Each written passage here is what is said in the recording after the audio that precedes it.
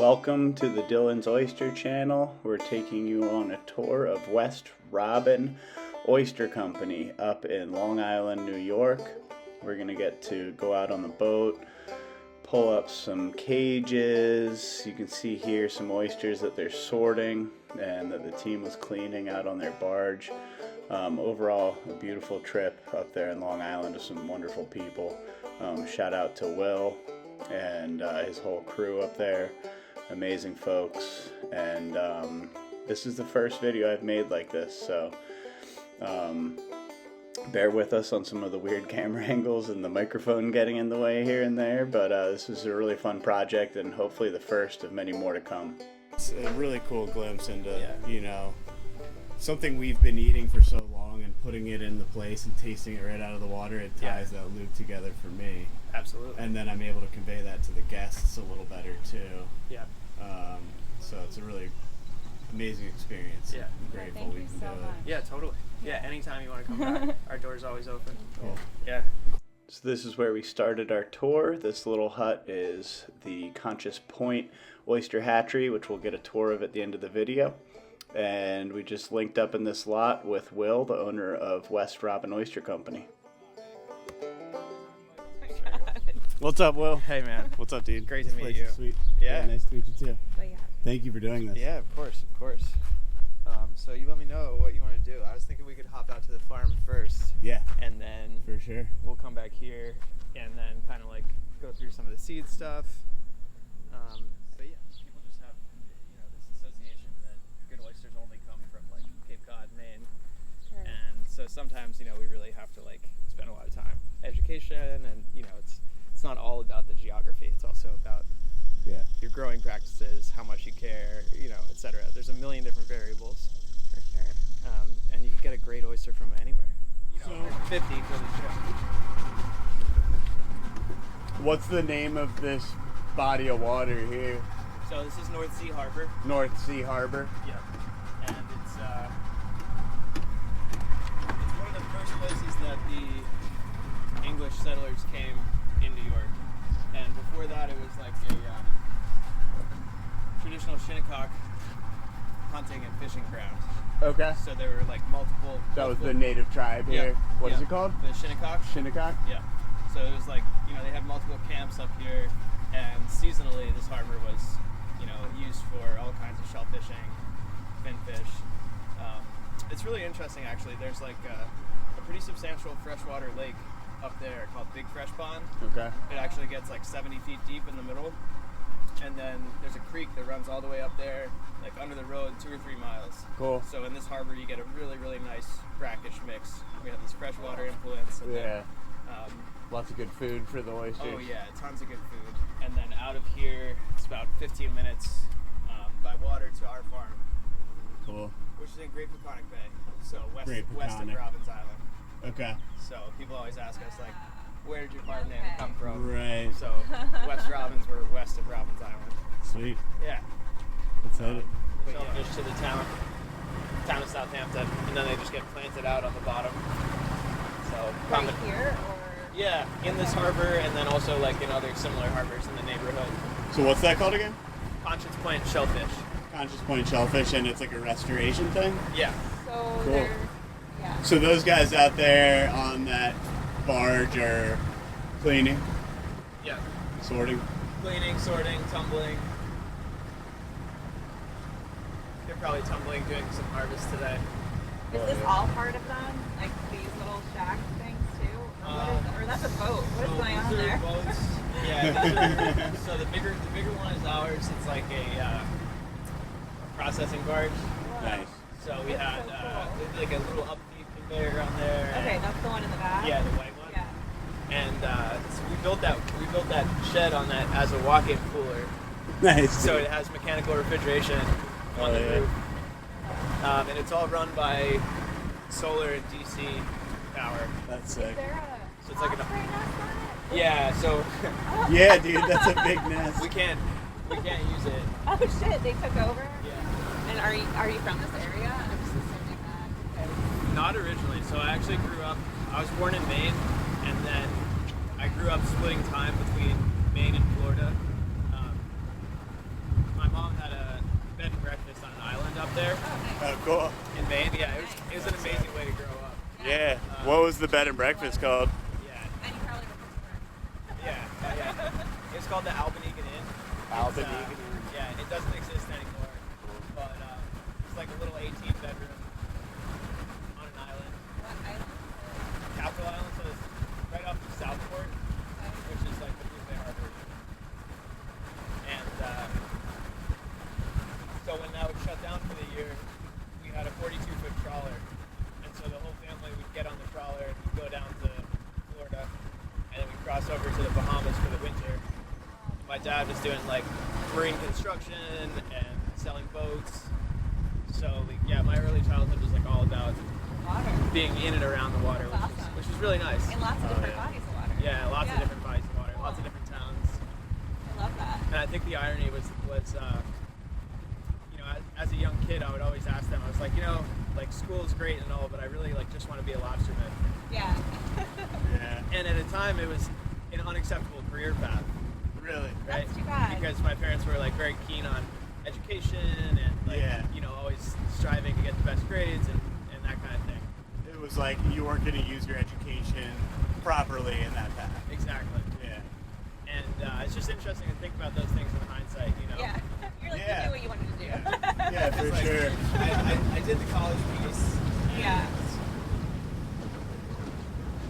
Studied economics, and then I worked in New York City for 2 years, 2.5 years.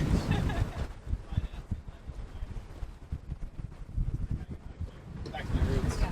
So were you on Wall Street? I was, yeah, briefly. Dang. But, That's got to be like a pretty stark difference from life out here. Yeah. The hours are about the same, Yeah. believe it or not. I do But- believe it. But the question of like, would you rather spend 80 hours on a boat or in a cubicle? Exactly. Pretty easy choice. On a phone Yeah. or on a screen. Yeah. Yeah. Definitely an easy choice. So I learned a lot. No regrets. Yeah. Well, and you probably made some money. I made enough money to your start own the work. business. So you needed to do it. Yeah. It's okay. 2 years is not bad. No. Certainly Buy not. into what you do. Yeah.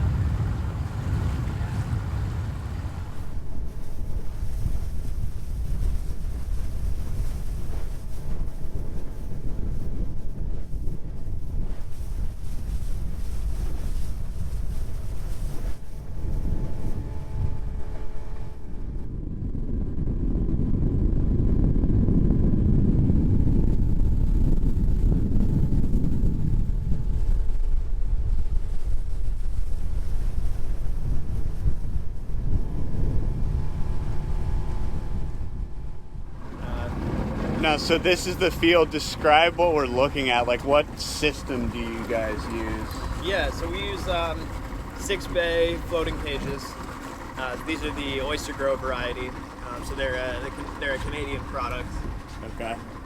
We like working with those, and one of the really interesting things about how our field is set up here is, we don't have a lot of fish to the east. It's protected by Robbins Island. But when you turn around and you look out to the west, it's a 6-mile shot up to Riverhead. Yeah. And so, like, what happens with our farm is we get, this week we have no wind, which is a total anomaly. Like, we really lucked out. Yeah. For sure. Normally the prevailing winds are like 13 to 15 miles an hour out of the southwest in the afternoons. So that 6 miles along with those prevailing winds means in the afternoons out here, usually you have somewhere around like waist-high waves. Wow. It's a wind This is chop.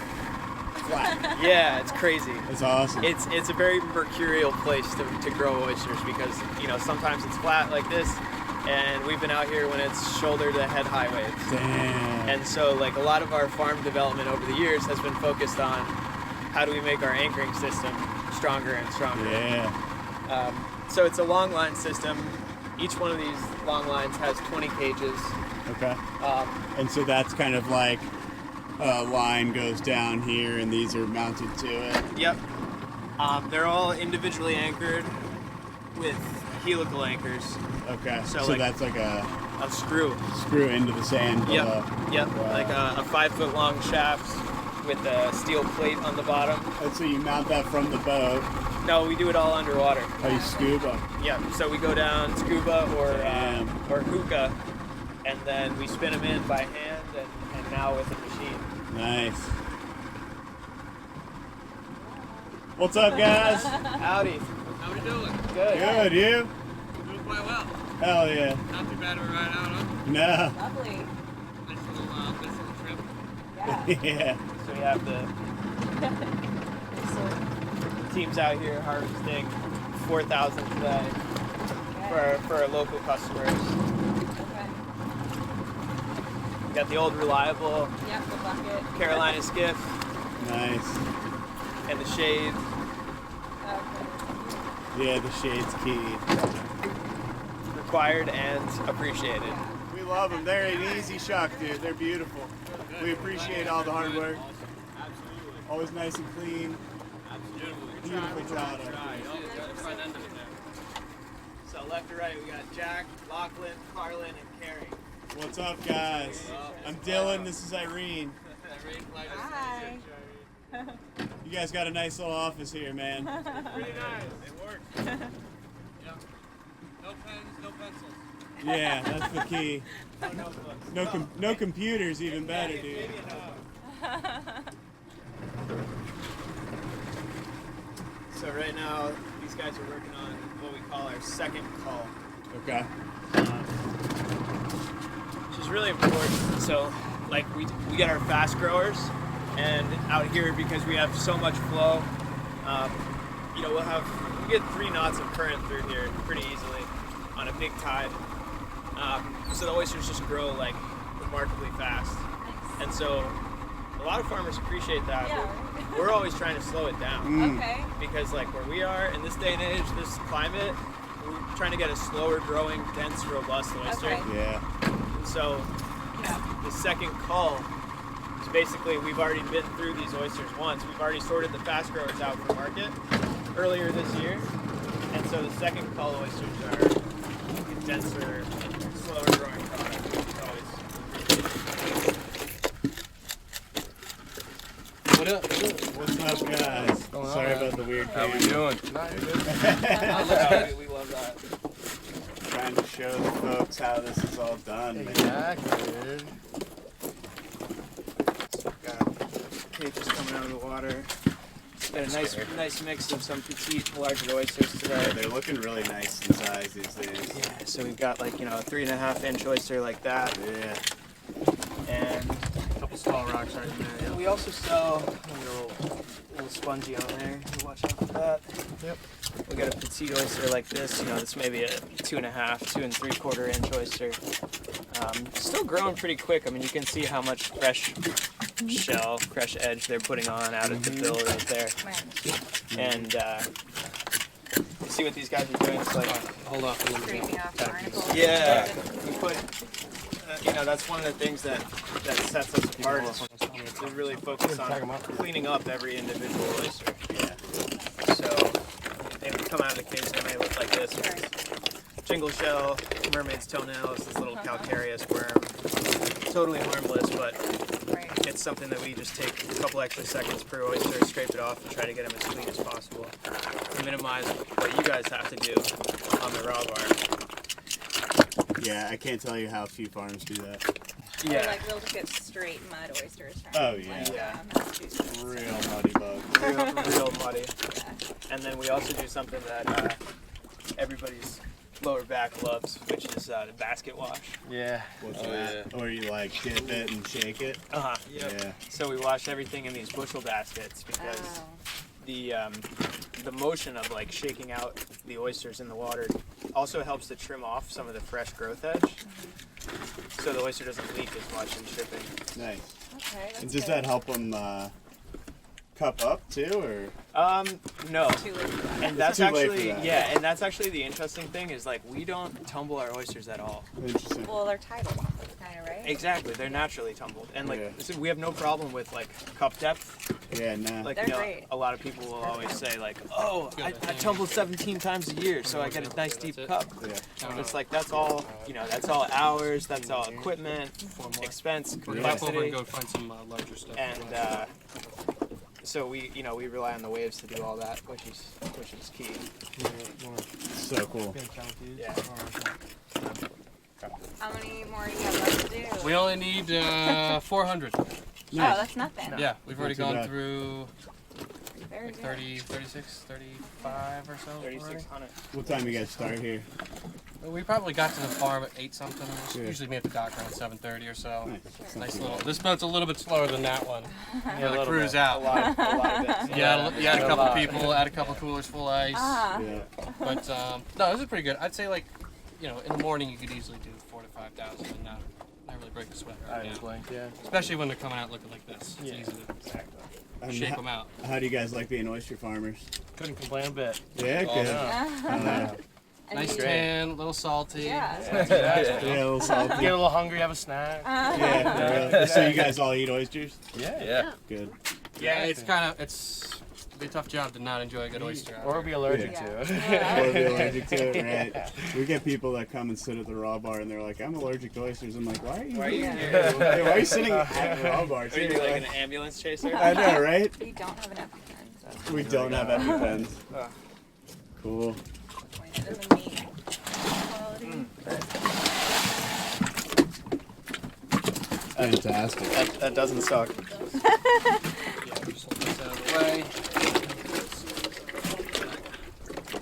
That's great. Killer, Brian. Sweet. Celery, yes. Sweet, yeah, celery. I always taste like some soy sauce from your guys' Oh, oysters. definitely. Like tamari or some shit. Yeah, smart. Oh, thank you. The breakfast of You guys champions. can't grab one of those hooks. What do you do when shit doesn't go well? You sit and lick your wounds for a little while and then figure out how to fix it and get better. Right. And yeah, we've been through a lot of that. We're getting there. Yeah. It's all about record keeping, hard work, attention to detail. It's noticed on our end and appreciated. Appreciate that. Sure. Failure gives you inflection Yeah, points. when you're up on that list, I feel like you're up against a lot of OG oyster farms. Yeah. Like, you're kind of a baby oyster farm, even though you've been doing it now for 8 years. 8. That's like a lot. Yeah. That's a long time. 8 years in oyster farming is like, you finally start to get dangerous, Yeah. Like you can reliably produce a good crop.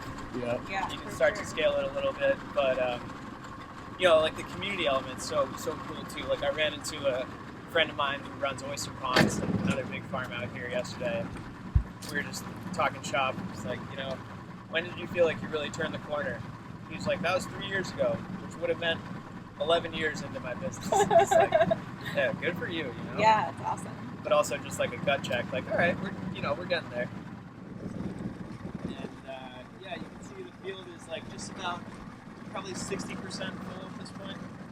So on our first call, we went through and harvested 40% of these oysters, and we're going to be coming back through and harvesting the balance throughout the rest of the fall and the winter. And so you'll notice some of the cages are flipped up, some are inverted. What's the Yep. technique there? So the flipped up ones are our empty cages. So when we go through at the beginning of the year, everything is full. It's all packed with seed that's going to be this year's crop. And so as we go through and we hand sort for market, whatever we take out, we consolidate the empties so that instead of each cage having, half of the load that it started with, they're repacked to a full count total number of animals that we want in the bags. And then the empties are empty, and then they're flipped up to air dry. And then it's marked down in our inventory sheet. We use like a spreadsheet basically to track what's where on the farm, how big it is. And just having the empties flipped up gives you a nice visual of where you have space, and then it also allows you to quickly calculate what your harvest yield is. Okay. So for instance, if you go out and you sort 5 cages and you flip up 3 at the end, then you say, okay, we just harvested 3 fits, 60%. So that gives you easy math that's translatable. Anybody can do that math, and so it's like part of the teaching process. So we get more people working the farm. The crew gets a little bigger. And kind of stick to these methodologies, so you get good results, predictable, easy, nice to keep track of.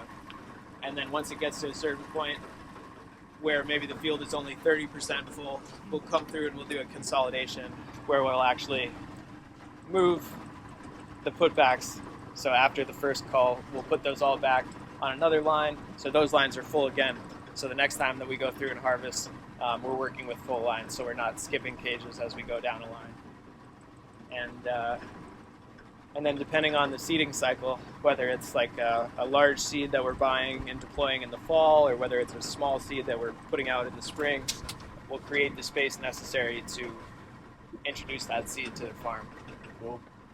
We keep things really easy and simple with our categories. So back when we were tumbling and sorting our oysters, Yeah. Let's say there's 4 size grades on the tumbler, you'd end up saying, okay, these are my retained on 2-inch oysters, right? So meaning they retain on a 2-inch tumbler hole. Okay. And these are my 1 3/4, and these are my 1 1/2. And after a couple years of doing that, what we noticed is there's not a lot of actionable data that comes out of that information. So you look at your inventory and say, okay, I have 60,000 R 1 1/2 oysters, but what does that tell you about, the quality or how you're getting them to market or what the flow is? So we just simplified, streamlined everything.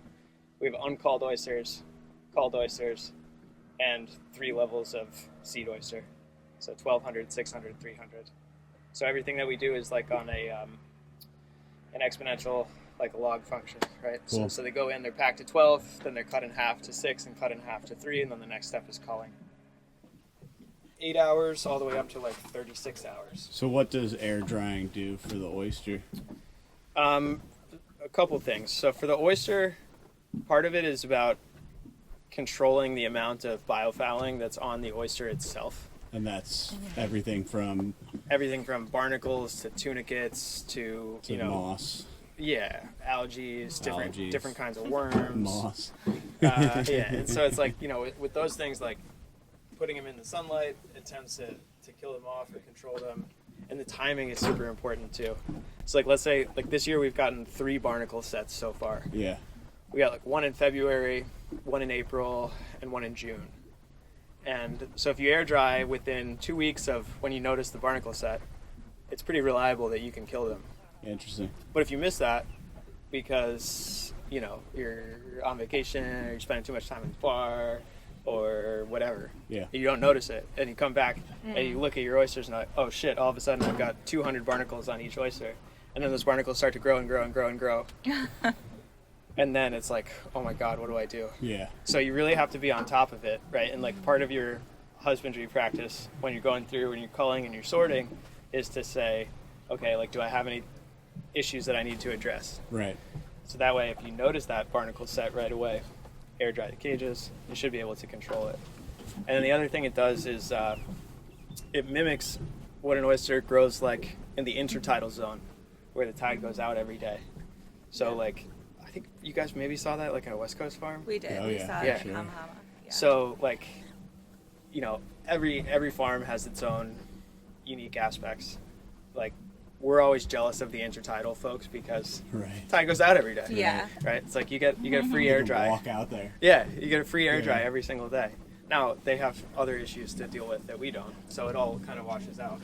But When you're flipping the cages, I mean, that's like a 2-person job, right? yeah. Yeah.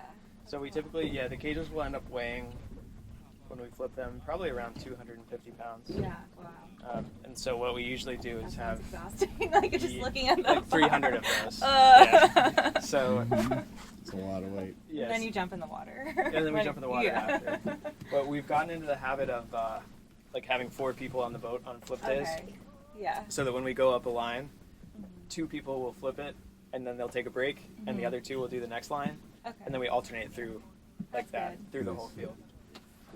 So we can flip the whole thing in probably 2.5 hours. Sure. But yeah, it's a lot of work. Nobody likes it. It's everybody's least favorite job. And you have to do that. You said, how often are you doing that? Once a month, That's a lot. I was like every 2 weeks now. That's not. or once every once every 3.5 weeks. Unless That's there's all. some barnacle set surprise, and you Yeah. have to go out and do it ASAP. Yeah. It sounds like you're pretty on top of it. I mean, yeah. Yeah, we try to be. I mean, stuff, you know, in farming, like, shit gets away from you sometimes. And then when everything's flipped over, you said you do that for like how long are they flipped over? Anywhere from like 12 to 36 hours. Oh, 12, okay, so like a day or so. Yeah, but Um, it depends on the time of the year and the size of the oyster. And are you fighting off like birds and stuff? Like, are you? No, not really. Nobody's really out. There's like no real predators out Yeah, here. our biggest predator is drunk rich people on boats that can't wait, drive. Oh no. Like getting So- snagged in a cage or something. And Yeah, do just they- blowing through it. You're not really in the sight line of a lot of like, you know, rich people houses, but Yeah. I know that in the Chesapeake they complain about this kind of Oh, yeah. operation. They Yeah. don't like. Yeah, I mean, you know, boats. They don't like like that. NIMBYism is a real thing, and Wait, I don't know Not what that in my is. backyard. not in my Oh. backyard. Yeah. Like, we deal with it a lot. I would say like 3 times over the course of this year. Like, you know, something pops up and takes 20 hours of your time because somebody says they don't like where your farm is, or But so what? I mean, like, do they really have any say in that? at the Or- end of the day, they usually don't, but we try and like, Right. Okay. You're. yeah, I try and do my best to Do you want some oyster? Like, what do you do? Explain to them the take a deep importance. breath. Like, yeah, like number one thing is I like don't respond for, you know, Sure, 30 yeah. minutes, and then you know, it's a balance of telling them that, you know, they don't, maybe they're interpreting the laws wrong, but in any case, you know, we have all the permits that we need Yeah. doing what we're doing, and yeah. It's a legal operation. Yeah, and the Peconic Bay estuary has somewhere like 150,000 acres, and of that, I think like 90,000 at one point was private, and now it's down to probably 5,000 acres is private, and so we own one little piece of that. It's nice, you know, because it's a property right that we can have and hold and enjoy in perpetuity. You know, we're not subject to like a lease or like a renewal period after 5 years. Or like a tax. I mean, is there a tax on it? There is tax, yep. Yeah. So we pay school district tax, very low, but yeah. So, and you know, like buying land underwater, you can't move it around like you would ask for a lease in a different location. So when we purchased this land, it was here or nowhere. Yeah. Okay. And at the time, we didn't really appreciate the magnitude of like the environmental challenges we were talking about earlier. The wind and The big everything, fetch so- and the high energy. So that's all been a learning process based on our specific location. No, I'm just gonna flip this one by hand because I'm a masochist.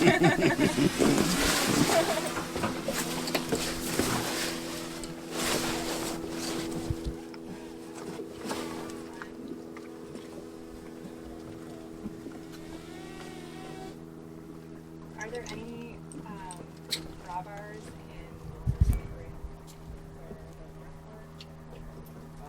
I mean, you said you sell stuff. Yeah, so we sell a lot to restaurants, but there really aren't any like single-purpose raw bars out here, except for this place, Little Creek in Greenport. That's worth checking out if you're gonna take a ferry over there. That's a nice spot. And they're really like oyster special. But generally, I'm not in the business of making my customers on vacation work. Dude, I love working. We're I'm a we're masochist working. today. This is a work trip. I own a restaurant, dude.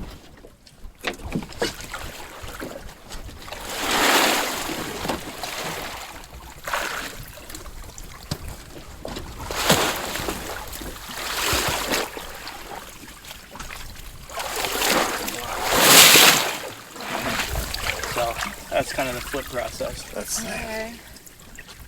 you How can do you see get in them all there? in there. So Okay, I see the bungee. Yeah. So you can see here, like, this is a cage that was already sorted once, which is astounding because the volume is all the way back up to where they're ready to go again. Really puffed up. Yeah. So the middle bags, for whatever reason, tend to not get as much motion. Okay. And so the oysters Sure. grow a lot faster. So one challenge that we deal with is, Can you just rotate Yeah. the bags inside? yeah. So every time that we sort, we'll take out the bottom middle and we'll put it in a corner slot, and vice versa. But it's crazy because it's one of these things that like we spend a lot of time trying to solve this challenge. Then we asked the cage manufacturer, and they were like, "Oh, what are you talking about? We don't know anything about that problem." Like, are you kidding? Because it's like a 50% difference. Wow. And Well, like, But now most of- you know. yeah, exactly. But most of their cages are in calm water up in Prince Edward Island Sure. Yeah. and New Brunswick, Yeah. and they don't get the wave action. Right. And so it's the middle cage, the middle bag. What happens is these things rock like this. So when you think about the leverage point, they're Yeah, just they're not moving in the middle. Interesting. So good. You can hear them. Yep. You hear them closing. You can see like these little squirts of water. Sick.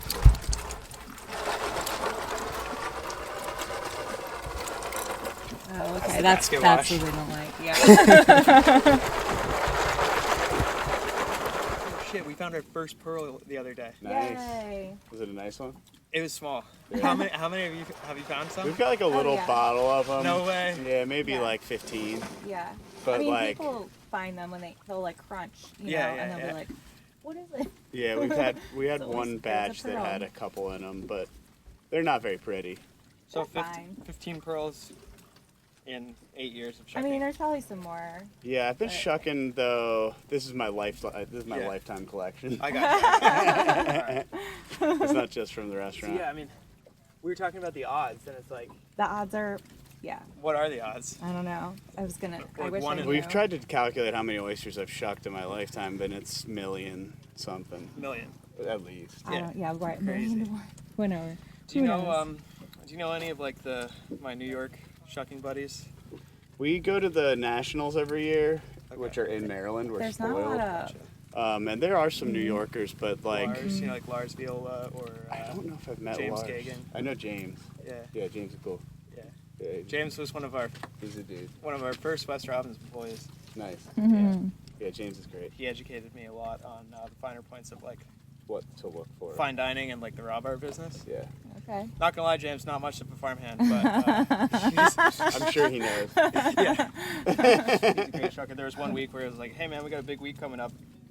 It's like didn't hear from him for 3 days, and he called me. He was like, dude, I was in Montauk. I don't know what happened. So, Oh, okay. okay. Yeah. That tracks. Sounds Yeah. like a restaurant guy to me. Yeah, it sounds like the biz, right? Yeah. Yeah, the national shucking competition's a big party.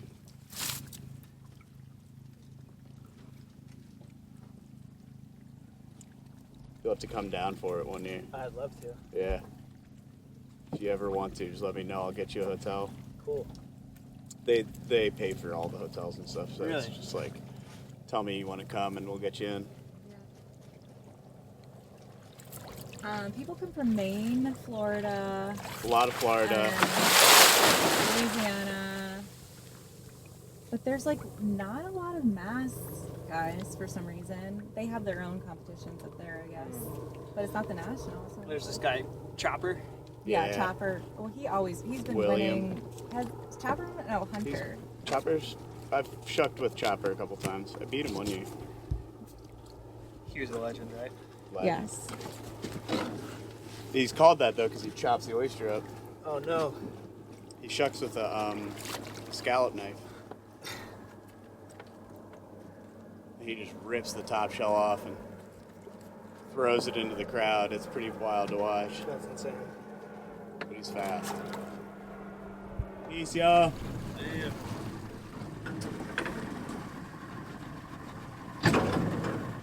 That was our first boat. We bought it brand new, Oh. 2017. Okay. The first day that we got it, there was some old head bayman in the lot. Our friend Chip. He came over, he said, man, that thing's way too clean. And he threw like 6 bloody bunker in the bottom. Christened it. Christened it. It's got some good patina now. Oh yeah, she's got a lot of English on it. This one we just got this year. That's honest work, man. That does move.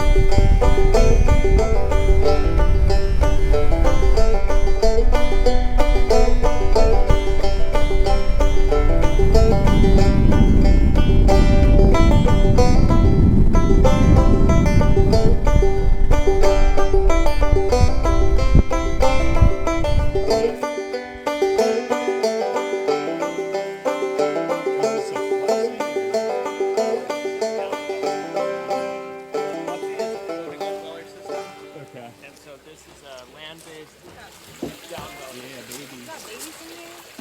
Wow. So this is all the Conscience Point shellfish. So we buy oyster seed from them, Okay.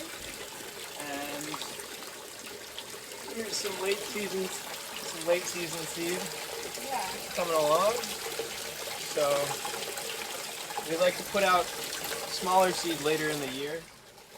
So this will be like next fall's bumper crop if all goes well. Nice. By the end of the season, these will be 1 inch plus. So cool. Yeah.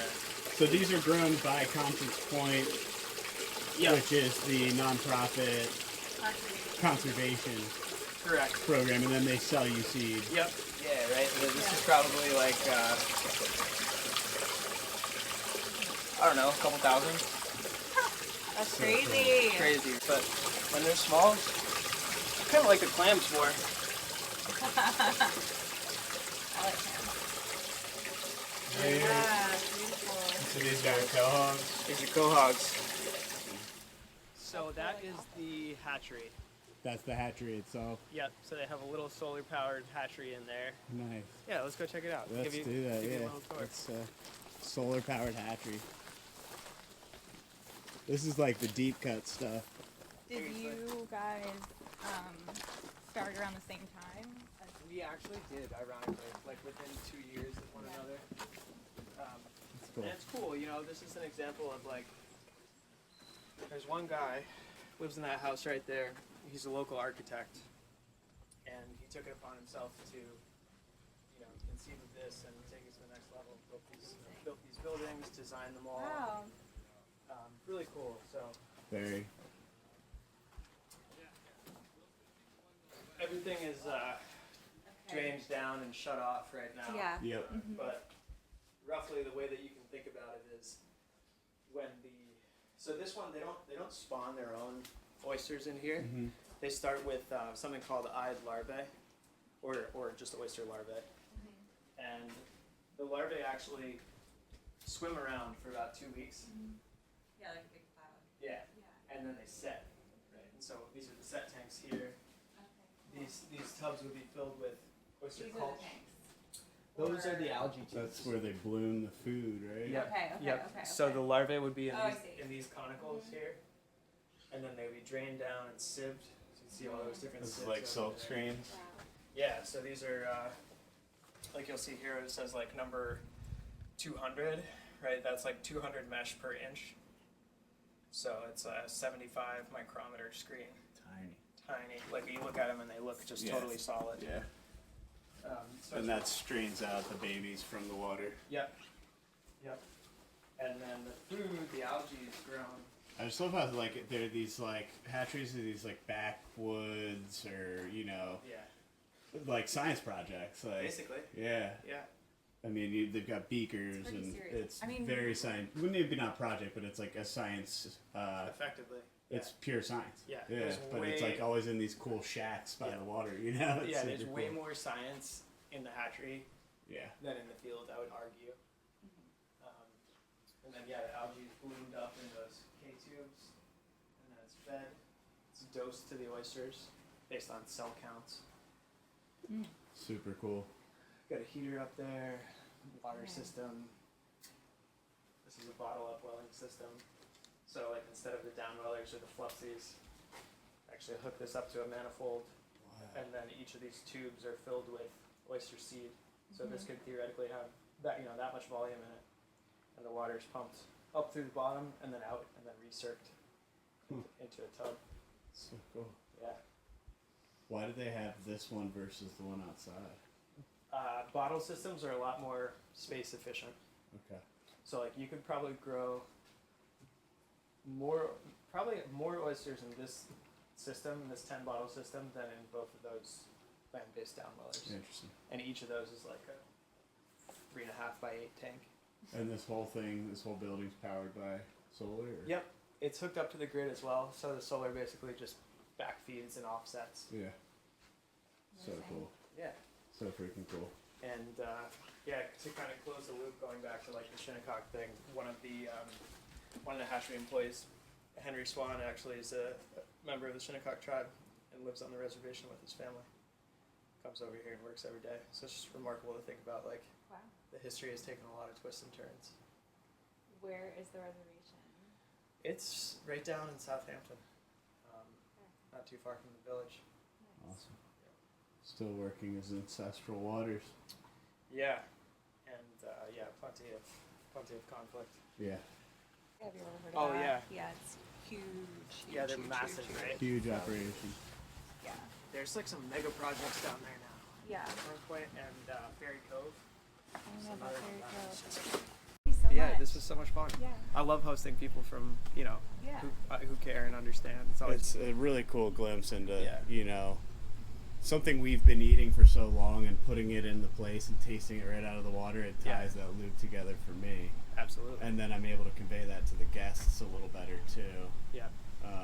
So it's a really amazing experience. Yeah. I'm grateful Thank we you can so do much. Yeah, totally. Yeah, anytime you want to come back, our door's always open. it. Cool. Yeah. Cool. And I need to get down there Yeah, visit your friend. You about like climate change and how it's affected you guys. Have you seen anything? I think it's, you guys are the ones out here working the water yeah.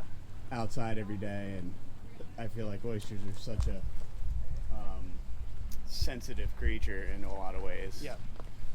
Yeah, I mean, it's hard, it's always hard to say definitively, like, this is or this is not based on climate change. Right. But, like, one thing we definitely see, and that, like, scares the shit out of me is when you see the rising water temperatures and just, like, the shifts in the seasonal patterns of, like, what the peak temp is, what the minimum temp is, and then how long it stays at these certain temperatures. And even like in the last 8 years, we definitely see that we just have a slightly longer season, which is good from the perspective of like growing more oysters. Like into September, into October, into November. And like part of me wonders, will there be a day in like 15 years where the oysters just grow through the winter? like they do in the Gulf. Right, like they do in the Gulf. Like, I don't know. Scary to think about. Yeah. And then the other big thing is just the frequency and intensity of the storms. Yeah. So like, Very serious. like what may have used to be a 20 knot blow is now 50 to 60 knots. Yeah. It seems like, when we first started, that was like a once a year occurrence. And now I would say we probably have like 3 to 4 blows a year where it does 50 knots. And that's the other really scary thing. So it's just why like we keep just reinvesting in like the bigger anchoring systems and like working on the ground game. Yeah. Because I just know that like that's the one like bulletproofing thing that we need to do where we are. Yeah. Interesting. Yeah. Very cool. So you do notice some things, but there's always a way to work around it. But it is, Yeah. Yeah, you adapt Scary. to it. Yeah, but it's more, it's more time and money Yep. to deal with all these problems. Yep. Yeah. Awesome. Well, thank you so much. Yeah. Really appreciate it, Will. Thank you. Yeah. Beautiful, You got your bag beautiful of place. oysters? Right, they were Out of in the that cooler? Yeah, let's grab them out of that grab 'em. cooler. Like, after the boys, guys. No. We'll cruise right back to our Airbnb and throw them in the fridge. Okay. Yeah. If you want, I can give you like like a little styrofoam cooler. I mean, if you've got one. Yeah, we do, because we get them like recycled from. Yeah, let's do it. Might as well, because if we don't finish them, we can use it and transport them up to Maine. Yeah. Oh. Bring some We can. of your oysters back home. Absolutely. Yeah. Let me just grab that for you real quick. Cool. Alright, so we just did a really cool tour of the West Robin Oyster Farm. Nice folks. Really, really beautiful place. Very passionate. What did you think? I thought. Ooh. West Robin Oyster Farm is amazing. Yeah, so it's cool. Like, I mean, look at that area. it's beautiful. Beautiful. And it's really Very nice it's people. meticulously run. Yes, very well run. So well run. I'm so impressed Yeah. by the care that's put into growing these oysters. Yeah, it's very noticeable. So noticeable and so amazingly delicious. Yeah. Oh, they They- tasted like the one guy that was working the. Yeah, he said it tasted like smoked pork, and it 100% did. That was very good. I But loved you it. also said soy sauce. Soy and it sauces, does- yeah. There's a little bit of soy sauce in there. Like that umami salt brine goodness. Cool. So we're off to explore the rest of the island today, and that was like an amazing start to the day. We got 50 oysters to take with us.